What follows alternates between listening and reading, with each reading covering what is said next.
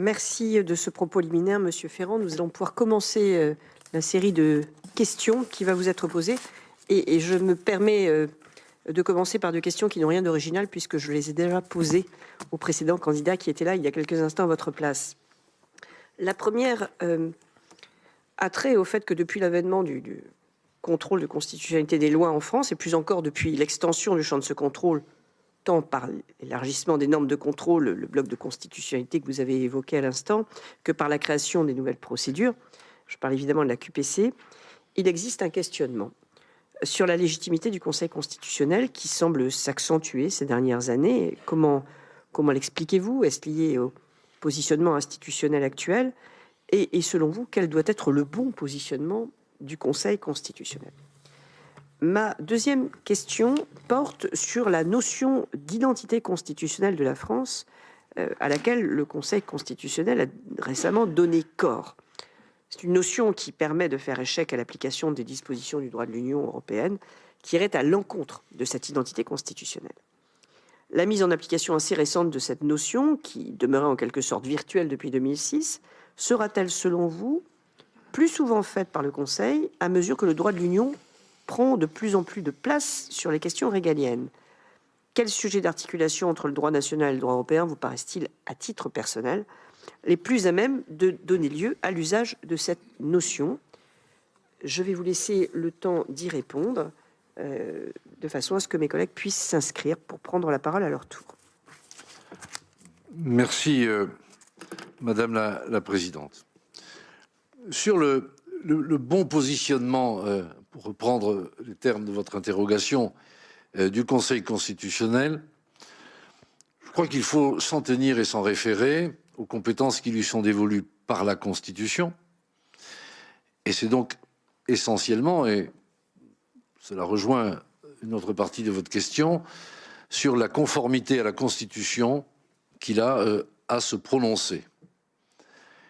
Et de mon point de vue, moins le Conseil constitutionnel est producteur de droit, mieux on se porte. La législation appartient au législateur. C'est en tout cas la conception que j'en ai. Ensuite, je ne sais pas s'il s'agit d'une perte de légitimité, en tout cas je ne l'espère pas.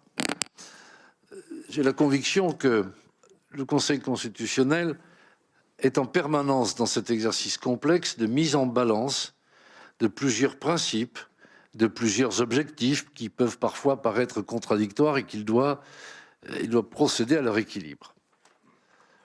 Je veux prendre par exemple cette décision fraternité qui a fait parler. Je me souviens d'ailleurs que le président Bass était étonné qu'on ait attendu aussi longtemps pour invoquer la fraternité, qui est tout de même au fronton de toutes nos mairies, qui est dans nos textes depuis toujours, et qui veut à la fois concilier l'objectif à valeur constitutionnelle de maintien de l'ordre public et simultanément reconnaître en quelque sorte l'humanité dans les comportements. Donc, c'est toujours ce balancement-là. Et de facto, les choses deviennent de plus en plus complexes et sans doute de plus en plus difficiles à expliquer. C'est pourquoi je disais que le travail d'explication, comme le commentaire du Conseil constitutionnel qui suit sa décision, mais aussi la meilleure lisibilité de ces décisions, tout cela doit concourir, sinon à renforcer sa légitimité si besoin n'était, mais en tout cas de mieux expliquer ce qu'il décide et pourquoi il le décide.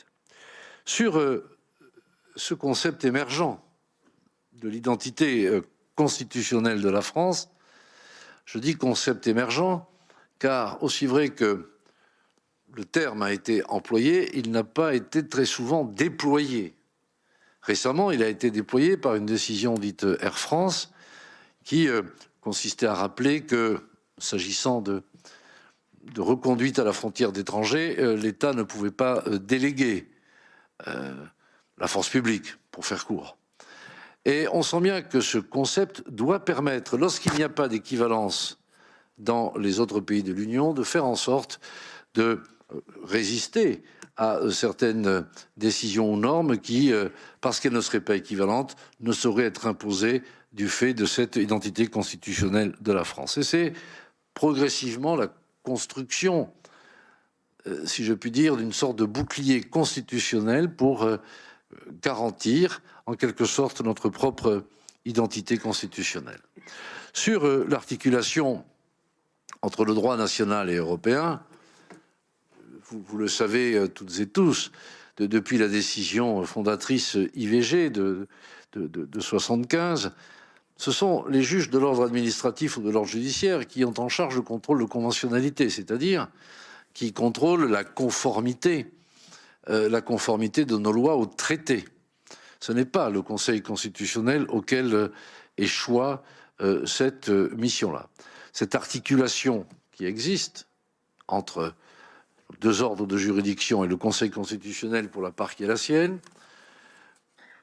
parfois avec la CJUE et d'autres instances, il y a des divergences d'expression qui sont notées et intervient alors ce que l'on appelle communément le dialogue des juges, parfois en parole, parfois sans parole.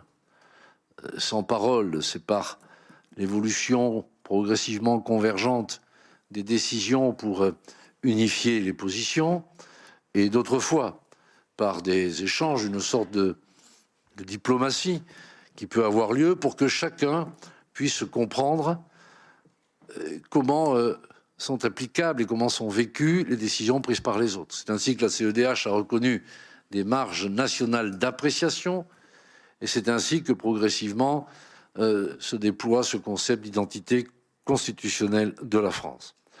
Donc, sur le positionnement, et pour en terminer, Madame la Présidente, sur ce point, le bon positionnement me semble être celui simplement que prévoit la Constitution, en veillant au fur et à mesure qu'évoluent d'autres normes, eh bien, marier cette identité constitutionnelle avec les engagements internationaux de la France. Car si aujourd'hui des décisions proviennent d'autres juridictions européennes, c'est parce que notre pays a plusieurs fois réitéré le souhait d'entrer dans une construction européenne qui participe également de la construction de l'ordre juridique européen, la Constitution de la France restant au sommet de notre hiérarchie des normes.